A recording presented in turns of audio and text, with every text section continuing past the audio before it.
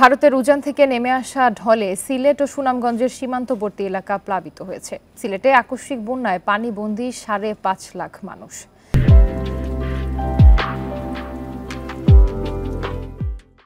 বিভিন্ন উপজেলায় ২১৫টি আশ্রয় কেন্দ্রে আশ্রয় নিয়েছে প্রায় ৫,০০০ মানুষ। দুর্গতদের জন্য শুকনো খাবার, চাল ও নগদ অর্থ বরাদ্দ করা হয়েছে। পানি উন্নয়ন বোর্ডের তথ্য অনুযায়ী সুরমা ও কুশিয়ারা নদীর পানি বৃদ্ধি পেলেও কমেছে সারি নদীর পানি। তবে ভারতের চেরাপুঞ্জিতে বৃষ্টি না হলে সিলেটের বন্যা পরিস্থিতির অবনতির শঙ্কা নেই। আগামী এক সপ্তাহে বন্যা পরিস্থিতির উন্নতি হতে পারে। এদিকে উজানের ঢলে সুনামগঞ্জের সুরমা নদীর পানি বৃদ্ধি অব্যাহত আছে, তবে এখনও লোকালয়ে পানি প্রবেশ করেনি। নদীর পানি অস্বাভাবিকভাবে বৃদ্ধি পাওয়ায় মানুষের মধ্যে দেখা দিয়েছে আতঙ্ক।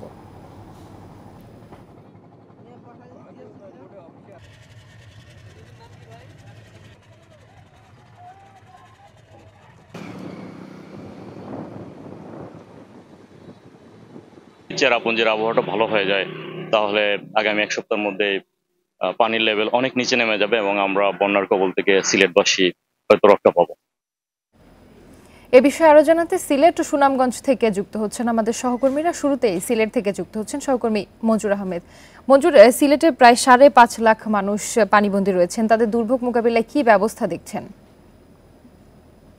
দেখুন, হঠাৎ করে পাহাড়ি ঢলে গত দুদিন ধরে সিলেটের সীমান্তবর্তী যে উপজেলাগুলো আছে সেগুলো আকস্মিক বন্যা দেখা দিয়েছে। এই উপজেলাগুলোতে বিশেষ করে আপনি যদি বলি যে জৈন্তাপুর, গোয়াইনঘাট, কানাইঘাট এবং কোম্পানিগঞ্জ, জকিগঞ্জ, এই উপজেলাগুলোতে হঠাৎ করে উজান থেকে নেমে আসে পাহাড়ি ঢলে প্রায় ৫ লাখ মানুষ ক্ষতিগ্রস্ত হয়েছেন, এমনটা বলছে জেলা প্রশাসন। ইতিমধ্যে আসলে বন্যার পানি আজকে সকাল থেকে আমরা দেখতে পেয়েছি যে বেশ কিছু জায়গায় পানি কমতে শুরু করেছে, কারণ সিলেটে কিন্তু গত দুদিন ধরে তেমন বৃষ্টি হচ্ছে না। গতকাল ২৪ ঘন্টায় মাত্র ৫৬ মিলিমিটার বৃষ্টি হয়েছে। আজকে কিন্তু এখন পর্যন্ত সকাল থেকে কোনো বৃষ্টিপাত হয়নি। সেক্ষেত্রে আসার খবর হচ্ছে সিলেটে যদি বৃষ্টিপাত না হয়, আর ওদিকে ভারতের চেরাপুঞ্জিতে বৃষ্টিপাতের একটা পূর্বাভাস রয়েছে আগামী ৩ জুন পর্যন্ত। এই সময়টাতে নদীর পানিগুলো কিছুটা বাড়বে বলে জানিয়েছে বন্যা পূর্বাভাস এবং সতর্কীকরণ কেন্দ্র। তবে আজকে আসার খবর হচ্ছে যে সিলেটের গোয়াইনঘাটে এবং সিলেটের কানাইঘাটে প্রায় ৪০ সেন্টিমিটারের মতো পানি কমেছে এখন পর্যন্ত। সেক্ষেত্রে ধীরে ধীরে এই পানিগুলো নামতে শুরু করবে এবং আগামী এক সপ্তাহের মধ্যে এই পরিস্থিতি স্বাভাবিক হয়ে স্থায়ী কোনো বন্যার আশঙ্কা নেই বলে জানিয়েছে পানি উন্নয়ন বোর্ড। আর সিলেট অঞ্চলের যে প্রধান নদ নদীগুলো রয়েছে, যেমন বিশেষ করে সারি নদী গতকাল বিপদসীমার উপর দিয়ে বইছিল, আজকে বিপদসীমার নিচ দিয়ে বইছে। দ্রুতই পানি কমে যাচ্ছে সারি এবং গোয়াইন নদী থেকে। শুধু সুরমা নদীর পানিটা কিছুটা বাড়ছে, বিশেষ করে কানাইঘাট পয়েন্টে এখনো বিপদসীমার উপরে রয়েছে, কিন্তু সিলেট পয়েন্টে বিপদসীমার নিচে রয়েছে।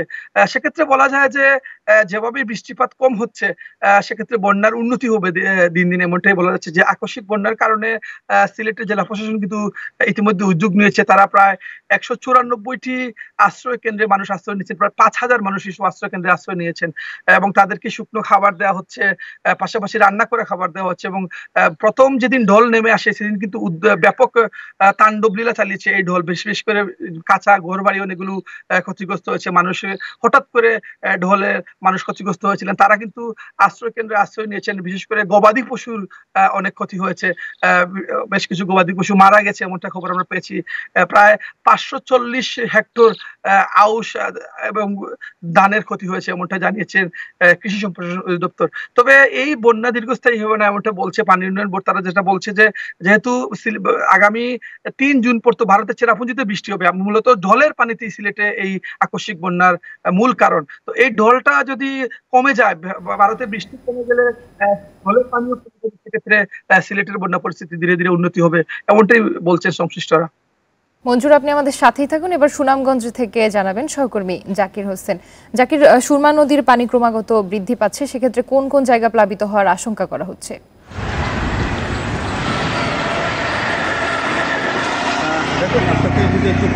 আমরা 10টা পর্যন্ত প্রায় 10 সেন্টিমিটার পানি বৃদ্ধি পেয়েছে সুরমা নদীর। যদিও গত রাত্রে থেকে এখন পর্যন্ত কোনো বৃষ্টিপাত নেই, আবহাওয়া কিন্তু পরিস্থিতি ভালো, রোদের দেখা মিলেছে, কিন্তু পানি কিন্তু ক্রমাগত বৃদ্ধি পাচ্ছে। তো এই বিষয়ে আমি কথা বলেছিলাম পানি উন্নয়ন বোর্ডের নির্বাহী প্রকৌশলী মামুন হাওলাদারের সাথে। তিনি আমাকে জানিয়েছেন যেহেতু ভারতের চেরাপুঞ্জিতে বৃষ্টিপাত হচ্ছে, সেহেতু চেরাপুঞ্জির যে পানি সীমান্ত নদী হয়ে সুনামগঞ্জের বিচ্ছিন্ন এলাকায় কিন্তু এখন পানি প্রবেশ করছে। তো এই মুহূর্তে যদিও কোনো এলাকা প্লাবিত হয়নি, তবে প্লাবিত হওয়ার একটা আশঙ্কার কথা পানি উন্নয়ন বোর্ডের পক্ষ থেকে আমাদেরকে জানানো হয়েছে। যেমন আমি এখন যেখানটা দাঁড়িয়ে আছি বিশ্বম্বরপুর উপজেলার তালবন এলাকা, আপনি নিশ্চয়ই দেখতে পাচ্ছেন নদীতে কিন্তু তীব্র স্রোত, সুরমা নদী থেকে পানি কিন্তু হাওর এবং লোকালয়ে প্রবেশ করছে। তো আগামী 48 ঘন্টা পানি বৃদ্ধি অব্যাহত থাকবে। আর এই পানি যদি বৃদ্ধি অব্যাহত থাকে তাহলে কিন্তু স্বল্পমেয়াদী একটা বন্যা পরিস্থিতির সৃষ্টি হতে পারে বলে আমাদেরকে জানিয়েছেন পানি উন্নয়ন বোর্ড। আর বন্যার সতর্কতা হিসাবে জেলা প্রশাসনের পক্ষ থেকে গতকালকে একটি জরুরি সভা আহ্বান করেছিল। সেই সভা থেকে প্রত্যেকটি উপজেলা অর্থাৎ সুনামগঞ্জের 12টি উপজেলা নির্বাহী কর্মকর্তাদেরকে আশ্রয় কেন্দ্র, যে সমস্ত নৌকা ইত্যাদি প্রস্তুত রাখার জন্য জেলা প্রশাসক রাশেদ ইকবাল চৌধুরী কিন্তু নির্দেশনা দিয়েছেন।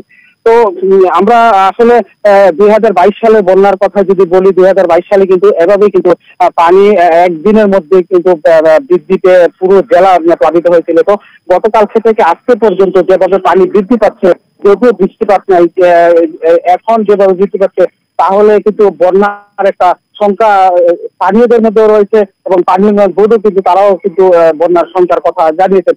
তো এই মুহূর্তে যেভাবে পানি প্রবেশ করছে প্রত্যেকটি হাওরে কিন্তু টৈতুম্বুর হয়ে গেছে, হাওর টৈতুম্বুর হয়ে এখন বিভিন্ন লোকালয়ের দিকে পানি প্রবেশ করছে। তো স্বাভাবিকভাবে আমরা বলতে পারি এই পানি বৃদ্ধি অব্যাহত থাকলে আগামী 48 ঘন্টার ভিতরে কিন্তু সুনামগঞ্জে বন্যা পরিস্থিতির সৃষ্টি হতে পারে।